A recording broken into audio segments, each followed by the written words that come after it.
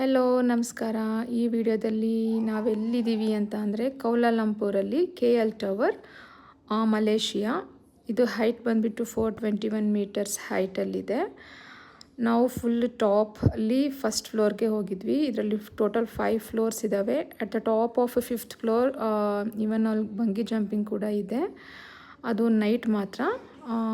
ಮತ್ತು ಇದರಲ್ಲಿ ಡಿಸ್ಪ್ಲೇ ಮಾಡಿದ್ದಾರೆ ಲೈಕ್ ವರ್ಲ್ಡ್ಸ್ ಟಾಲೆಸ್ಟ್ ಟವರ್ಸ್ ಎಲ್ಲೆಲ್ಲಿ ಅಂದರೆ ಲೈಕ್ ಜಪಾನ್, ಚೈನಾ, ರಷ್ಯಾ, ಕೆನಡಾದಲ್ಲಿ ಎಷ್ಟೆಷ್ಟು ಮೀಟರ್ ಹೈ ಇರೋವಂಥ ಟವರ್ಸ್ ಎಲ್ಲ ಇದೆ ಅಂತ ಡಿಸ್ಪ್ಲೇ ಮಾಡಿದ್ದಾರೆ.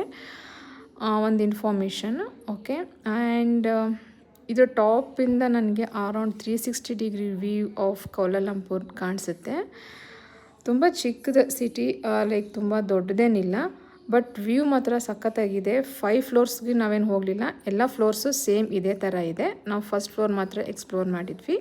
ಟಾಪ್ ವ್ಯೂ ತುಂಬ ಇಷ್ಟ ಆಯಿತು.